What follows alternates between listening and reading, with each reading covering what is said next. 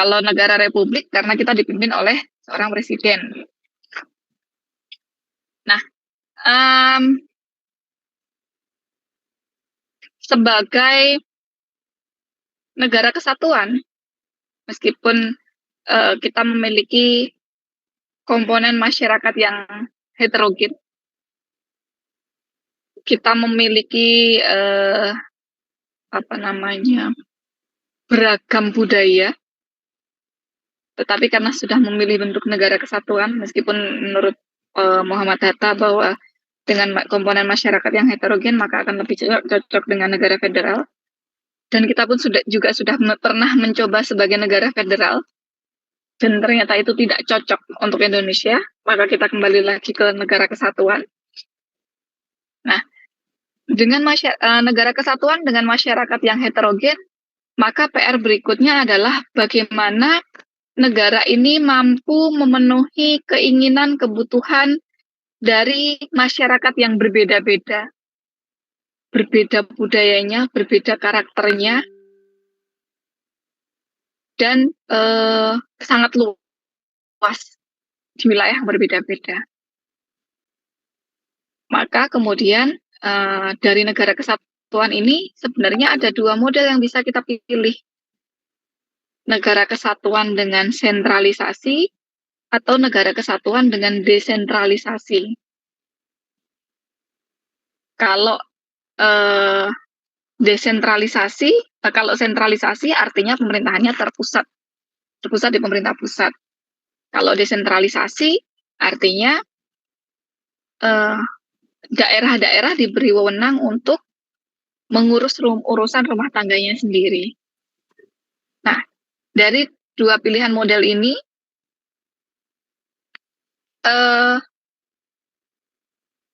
kita memilih sebagai negara yang menerapkan model desentralisasi. Keuntungannya apa?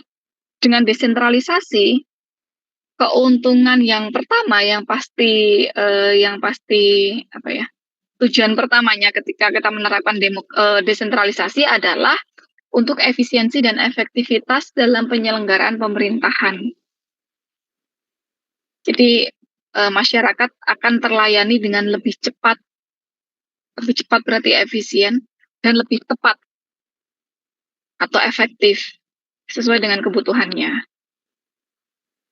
Bu, apakah kalau dengan terpusat atau sentralisasi lantas penyelenggaraan pemerintahan itu tidak bisa efektif dan efisien?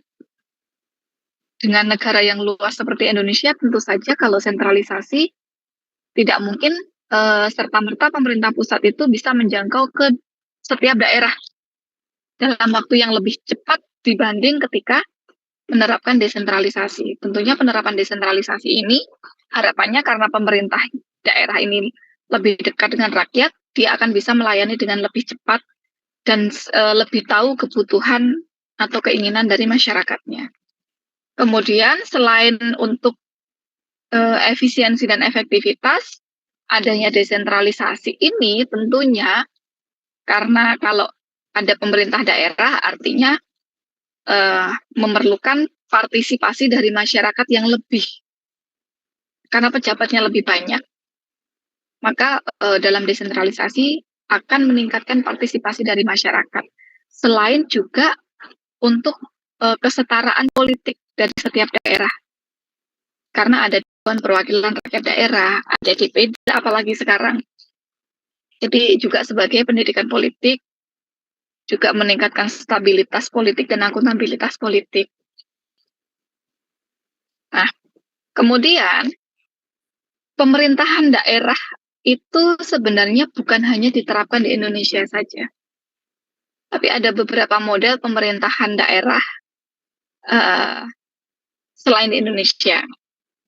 Maka nanti mungkin di minggu depan saya akan minta teman-teman untuk menganalisa pemerintahan daerah di Indonesia ini seperti apa. Yang pertama, model pemerintahan daerah adalah model pemerintahan daerah di Perancis, atau kita sebut dengan model Perancis. Nah, model pemerintahan daerah di Perancis ini dibawa oleh Revolusi Perancis dan dijadikan berdasar pemerintahannya Napoleon. Jadi di 2 masa. Nah, Revolusi Perancis, kemudian pemerintahan Napoleon, 2 masa ini punya pengaruh yang kuat dalam eksistensi feodalisme dan sistem monarki di Eropa. Maka dalam model Perancis ini, pemerintahan daerah itu memperoleh kewenangan yang diberikan oleh konstitusi. Nah, eksekutif itu punya hak-hak sendiri yang membedakannya dengan kekuasaan legislatif, seperti di bidang keamanan, di bidang kesehatan, keselamatan, kepolisian.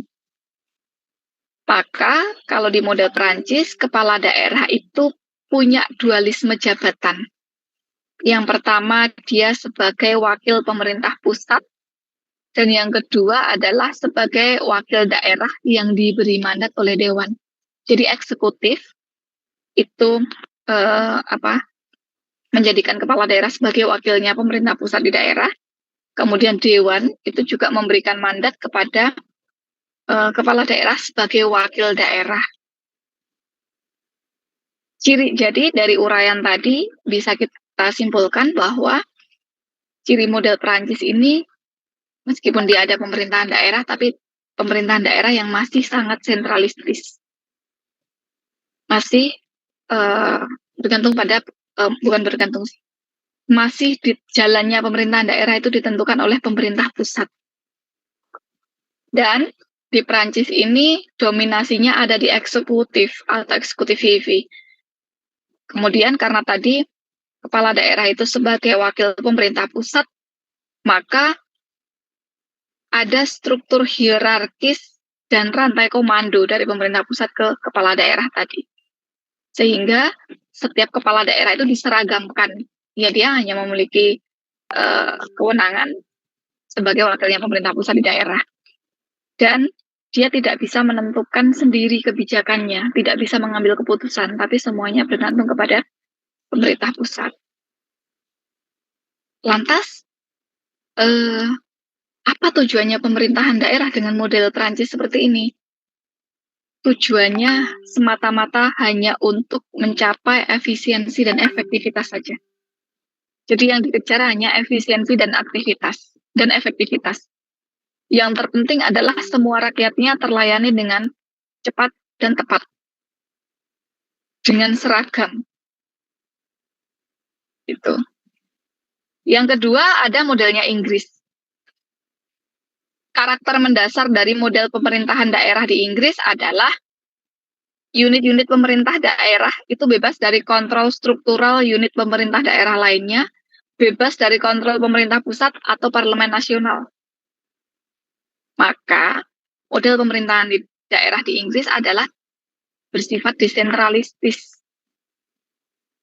Karena ada otonomi yang luas bagi pemerintah daerah untuk membuat keputusan. Nah, dari situ kesimpulannya berarti di Inggris ini, model Inggris ini ada desentralisasi. Di sana tidak ada struktur hierarkis dari pemerintah pusat ke daerah tadi. Kemudian dominasinya lebih ke dominasi legislatif ya. Jadi pemerintah eksekutif tidak terlalu banyak ikut campur dalam pemerintahan di daerah. Kemudian di Inggris ciri khasnya adalah di sana ada voluntary participation atau partisipasi masyarakat secara sukarela di dalam pemerintahan daerah.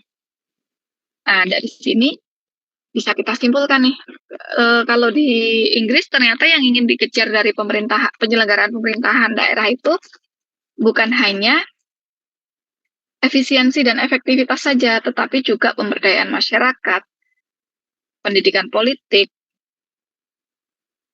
dan lain sebagainya. Untuk efisiensi dan efektivitas saja. Sampai di sini ada yang mau ditanyakan? Belum? Nanti kalau saya terlalu cepat, teman-teman ini ya, kasih peringatan ya, biar saya agak lebih slow.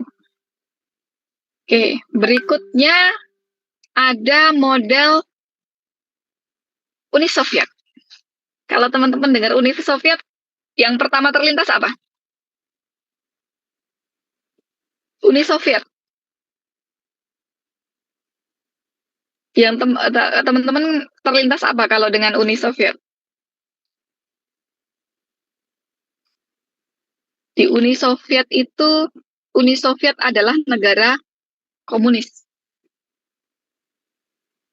komunis kan. Maka model pemerintahan daerah di Uni Soviet pun basis teorinya adalah demokrasi terpusat dari Partai Komunis. Jadi pemerintah daerah itu kalau di Uni Soviet bukan ditujukan untuk membuat keputusan, tapi memang dari awal pemerintah daerah itu hanya sebagai agensi yang dikendalikan oleh pusat.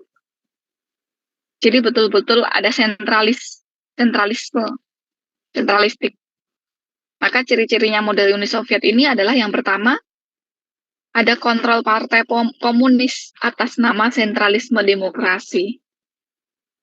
Yang kedua, jelas kalau dia pemerintah daerah ini hanya sebagai agensi dari pemerintah pusat, maka dia ada rantai komando yang hierarkis dan pasti seragam. Sama, cirinya komunis kan begitu. Kemudian, delegasi kekuasaan pemerintah secara luas itu ada di dewan-dewan lokal. Itu modelnya Uni Soviet. Model yang terakhir adalah model tradisional. Namanya tradisional. Berarti dia tidak dipengaruhi oleh model barat. Tapi dia dasarnya adalah kekerabatan, stratifikasi ekonomi, keagamaan, dan sejenisnya. Maka dalam ciri-ciri model tradisional ini, sebenarnya tidak ada ciri khusus atas dasar budaya tertentu, tetapi dalam model tradisional ini dipengaruhi oleh faktor-faktor sosiologis. Jadi apa yang ada di dalam masyarakat itu. Dan karena dia cenderung dipengaruhi oleh faktor sosiologis, maka dia lebih cenderung ke arah demokrasi. Dan di model tradisional ini pun juga struktur politiknya itu sangat sederhana. Strukturnya itu sangat sederhana sekali. Itu di model tradisional. Nah, nanti mungkin di minggu depan teman-teman akan saya minta untuk mendiskusikan bagaimana model pemerintahan daerah di Indonesia. Tuh, sebelum ke minggu depan. Karena diskusi itu mungkin akan lebih enak kalau kita touring ya. Makanya di pertemuan ini saya fokus ke teorinya dulu, ke materi dulu. Oke, saya lanjutkan. Jadi pemerintahan daerah, kalau tadi sudah ke model-model pemerintahan daerah yang ada di dunia, maka kita kembali lagi. Kalau tadi Indonesia ini memilih negara kesatuan dengan konsep desentralisasi yang kemudian kita sebut dengan pemerintahan daerah itu, dasarnya apa? Dasarnya adalah di Undang-Undang Dasar Pasal 18. Bahkan sebelum amandemen, kita sudah mengenal adanya pemerintahan daerah. Kalau dulu bunyinya pembagian daerah Indonesia atas daerah besar dan kecil dengan bentuk susunan pemerintahannya ditetapkan dengan undang-undang dengan memandang dan mengingat dasar pemusyawaratan dalam sistem pemerintahan negara dan hak-hak asal usul dalam daerah-daerah yang bersifat istimewa. Dari pasal 18 ini, pasal 18 sebelum amandemen ini ya, bisa disimpulkan bahwa yang pertama, di Indonesia itu tidak akan ada negara di dalam negara. Karena sebagai negara kesatuan, maka di Indonesia ini nggak akan ada daerah di NKRI ini yang berbentuk stat. Maka daerah di Indonesia dibaginya ke dalam daerah besar dan daerah kecil. Daerah besar itu apa? Provinsi. Yang kemudian dibagi ke daerah kecil lagi. Daerah kecil, provinsi akan dibagi ke daerah yang lebih kecil. Ada kabupaten, ada kota madya waktu itu.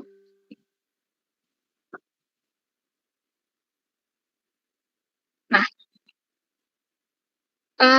kemarin sudah sempat saya singgung, sebelum amandemen, Berarti kita punya Undang-Undang 15 tahun 74 tentang pemerintahan daerah. Bu, berarti sebelum amandemen itu memang sudah ada pemerintahan daerah? Iya. Tapi konsepnya berbeda. Di pertemuan sebelumnya sempat saya review, jadi di Undang-Undang 15 tahun 74 itu, yang pertama, provinsi, kabupaten, dan kota madya, namanya masih kota madya untuk kota waktu itu,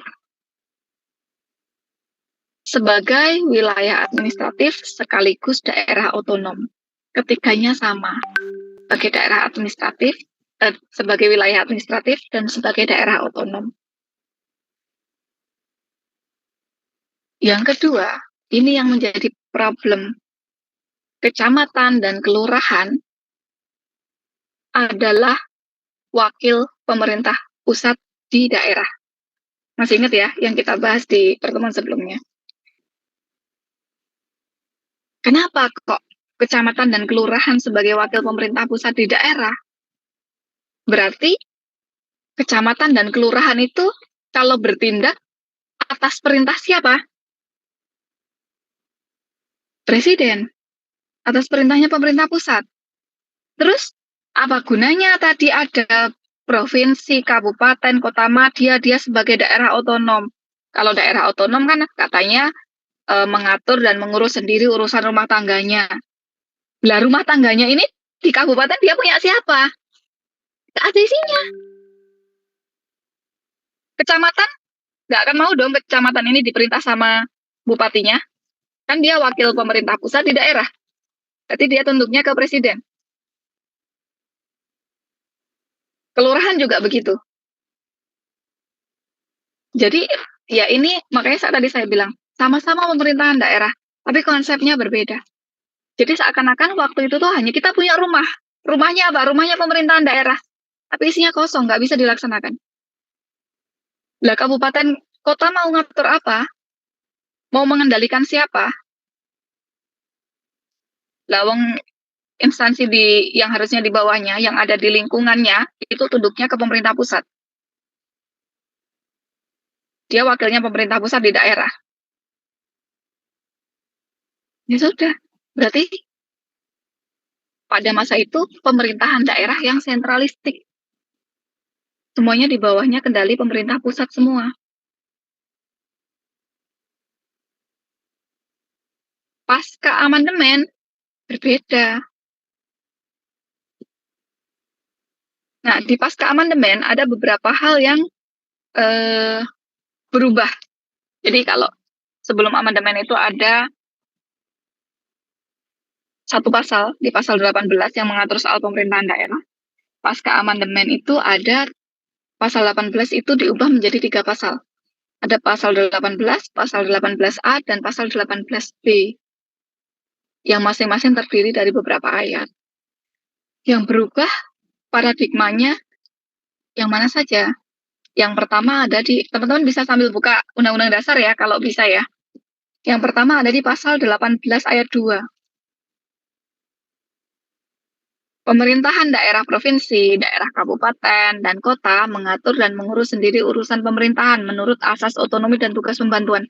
Bunyi ini juga ada di Undang-Undang Pemda sebelumnya, di 1574. Di Undang-Undang Dasar nggak ada. Kemudian di amandemen Undang-Undang Dasar ini, bunyi tersebut dituangkan ke dalam Undang-Undang Dasar. Yang kemudian dari bunyi Undang-Undang Dasar ini, dibentuklah Undang-Undang 22 tahun 99, Undang-Undang 32 2014, yang kemudian sekarang sudah diganti lagi menjadi Undang-Undang 23 2014. 32 2004, kemudian 23 2014. Yang sudah diubah beberapa kali. Kalau tadi saya sudah menjelaskan di sebelum amandemen, di Undang-Undang 1574, mulai di Undang-Undang 12 tahun 99, kedudukannya berubah. Provinsi masih sama sebagai wilayah administratif sekaligus daerah otonom. Tapi kabupaten kota hanya sebagai daerah otonom saja. Ini sebagai daerah otonom saja. Yang luar biasanya lagi, kecamatan dan kelurahan ini adalah sebagai perangkat daerah. Kalau menjadi perangkat daerah, kan kemarin kita sudah ini ya, pengertiannya pemerintahan daerah dengan pemerintah daerah. Bedanya apa? Kalau pemerintah daerah itu adalah kepala daerah dan perangkat daerah, atau bisa disebut organ perangkat daerah, atau alat kelengkapan daerah, atau sebutan lainnya. Nah, pasca amandemen nih, kecamatan dan kelurahan sebagai perangkat daerah. Berarti tidak lagi sebagai alatnya pemerintah pusat, tapi dia alatnya daerah. Tunduknya ke bupati atau wali kota. Itu kecamatan dan kelurahan sekarang. Jadi, pasca amandemen ini, pelaksanaan otonominya benar-benar dilaksanakan. Ini dari pelaksanaan otonominya dulu. Benar-benar dilaksanakan. Jadi memang daerah itu apa namanya mengatur dan mengurus sendiri rumah tangganya. Rumah tangga daerahnya benar-benar menjadi di bawah kendalinya pemerintah daerah. Kemudian perubahan yang kedua adalah di pasal 18 ayat 5. Pemerintahan daerah menjalankan otonomi seluas-luasnya. Kecuali urusan pemerintahan yang oleh undang-undang ditentukan sebagai urusan pemerintah pusat. Dari sini bisa kita ketahui bahwa teori pembagian pembagian wewenang antara pemerintah pusat dengan pemerintah daerah itu memakai teori residu atau teori sisa. Dari mana? Dari bunyi ini. Kecuali urusan pemerintahan yang oleh undang-undang ditentukan sebagai urusan pemerintah pusat. Selebihnya yang tidak ditentukan sebagai urusan pemerintah pusat adalah urusan pemerintah daerah. Jadi sisanya dari yang diklaim sebagai urusan pemerintah pusat, semuanya itu adalah urusannya pemerintah daerah. Itu teori residu. Meskipun di dalam Undang-Undang Pemda di lampirannya itu pasti sudah dijelaskan terperinci urusan masing-masing pemerintahan. Misalkan di bidang pendidikan, apa saja yang menjadi urusannya pemerintah pusat, apa saja yang menjadi urusannya pemerintah daerah provinsi, apa saja yang menjadi urusannya pemerintah daerah kabupaten kota. Ketenagakerjaan juga begitu, pariwisata juga begitu, udah terperinci. Tapi penyelenggaraan pemerintahan itu atau urusan pemerintahan itu kan dinamis, sesuai dengan kebutuhan masyarakatnya, sesuai dengan kondisi masyarakatnya. Bagaimana jika urusan yang tidak tertulis di dalam undang-undang itu, yang tidak tertulis di situ, berarti itu menjadi urusannya pemerintah daerah ketika itu tidak diklaim sebagai urusannya pemerintah pusat. Gitu. Kemudian hal yang berubah lagi berikutnya adalah di pasal 18A ayat 1. Hubungan wewenang antara pemerintah pusat dan pemerintah daerah, baik provinsi, kabupaten, kota, diatur dengan undang-undang dengan memperhatikan kekhususan dan keragaman daerah. Kekhususan dan keragaman daerah. Jadi, pemerintahan daerah itu sekarang bukan pemerataan lagi. Bukan hanya untuk efisiensi dan efektivitas lagi. Tapi bagaimana kekhususan dan keragaman yang dimiliki setiap daerah itu bisa dikelola sedemikian rupa, dioptimalkan, sehingga itu akan muncul menjadi ciri khasnya dari setiap daerah. Maka kalau teman-teman lihat sekarang di daerah-daerah itu, mereka sedang berupaya untuk mengembangkan potensi yang dimiliki. Potensi yang dimiliki kan berbeda-beda. Misalkan kalau di Solo itu punya banyak wisata budaya.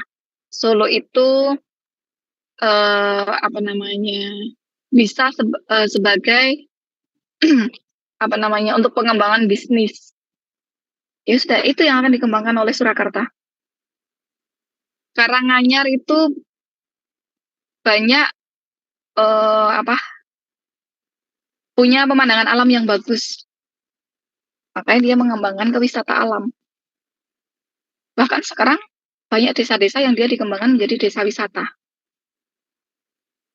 Dulu nggak ada, karena dulu pemerintahan daerah itu modelnya pemerataan, sama. Makanya waktu itu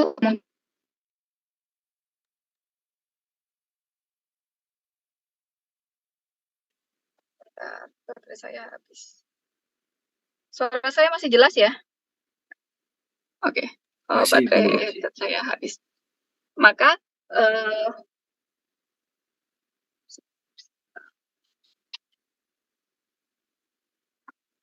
makanya pada 11 tahun yang lalu itu banyak terjadi pemekaran-pemekaran. Ya kan, banyak pemekaran, entah itu provinsi baru atau kabupaten baru, itu banyak. Dan setelah dibentuk provinsi baru, kabupaten baru, kenapa sih waktu itu kok mereka berlomba-lomba untuk membentuk daerah baru? Karena yang sama, setiap daerah itu punya jatah yang sama.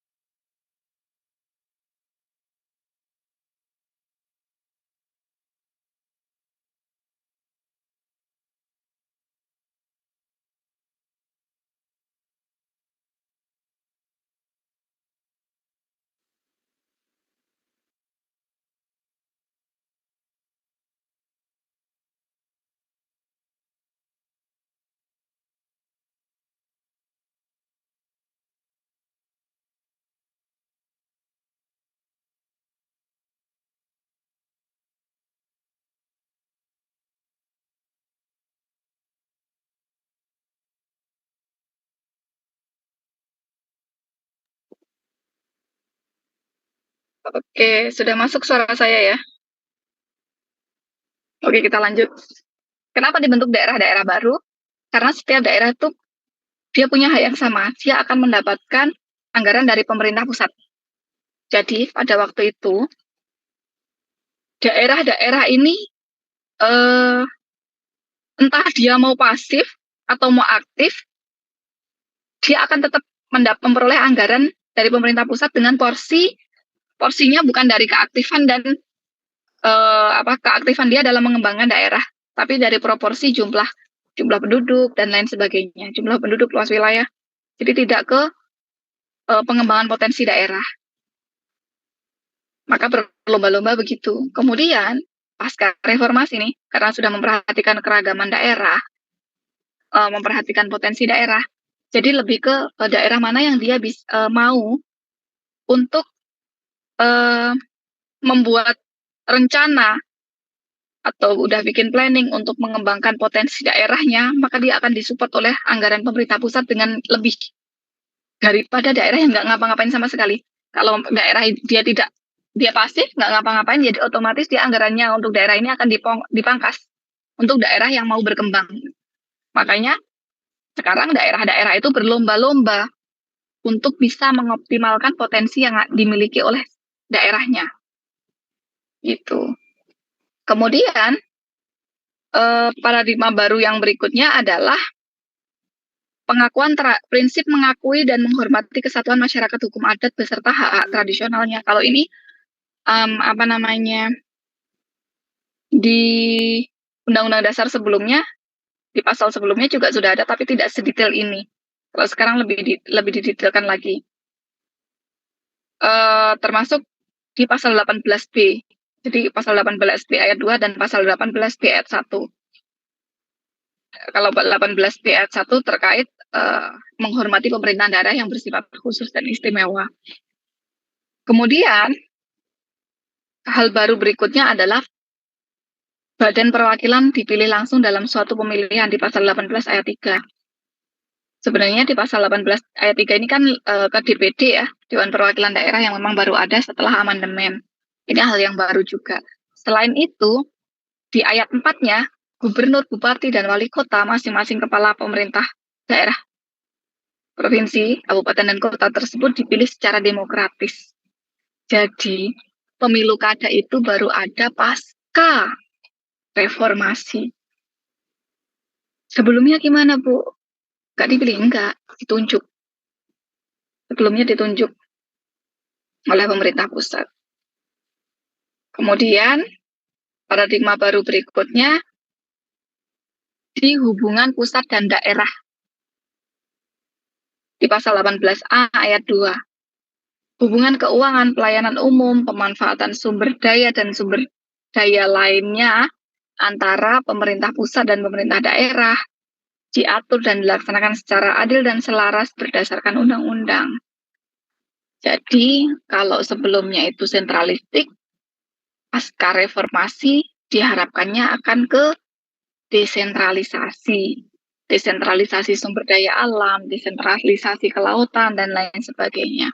Tapi, semakin ke sini kalau kita melihat realita, yang tadinya sudah dicanangkan untuk desentralisasi, ternyata desentralisasinya semakin dibatasi dan kemudian kita nampaknya akan kembali ke sentralisasi lagi. Termasuk di kelautan, kita sudah mulai kewenangannya daerah sudah sangat terbatas lagi. Tuh, sampai di sini ada yang mau ditanyakan? Belum? Kalau belum, kita lanjut ke jenis pemerintahan daerah.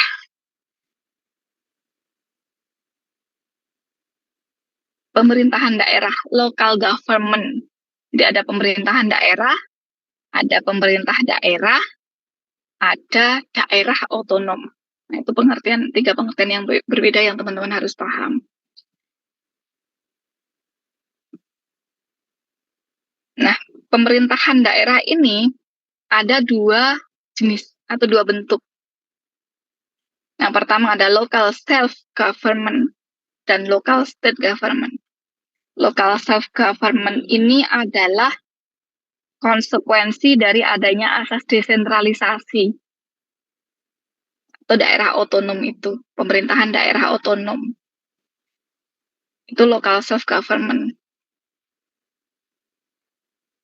Jadi dalam local self-government, segala urusan yang diselenggarakan itu merupakan urusan yang menjadi urusan rumah tangganya sendiri. Karena menjadi urusan rumah tangganya sendiri, maka penyelenggaraan pemerintahannya dilaksanakan oleh alat-alat perlengkapan yang seluruhnya adalah pegawai pemerintah daerah. Bukan hanya pejabat pusat saja. Kemudian, dalam local self-government, pemerintah daerah juga dalam menyelenggarakan urusan itu atau menyelesaikan urusan itu atas dasar inisiatif atau kebijaksanaan sendiri.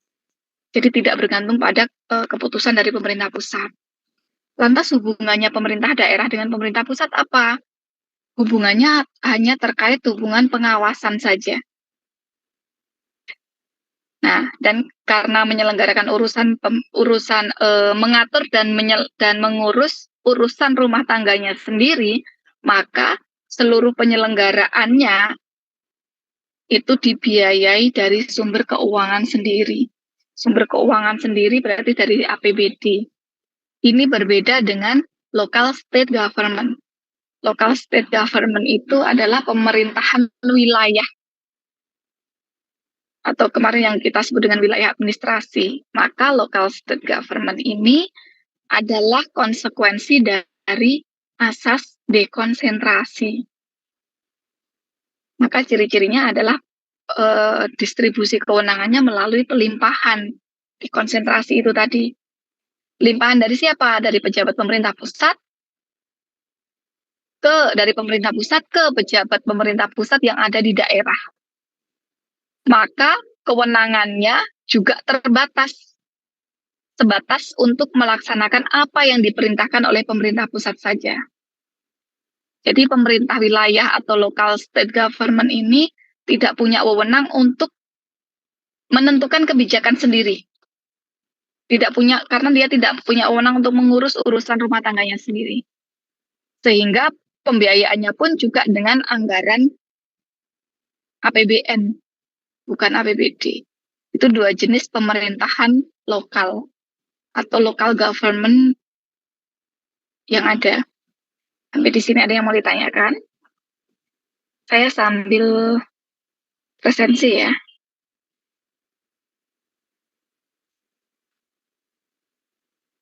Kelas F ya.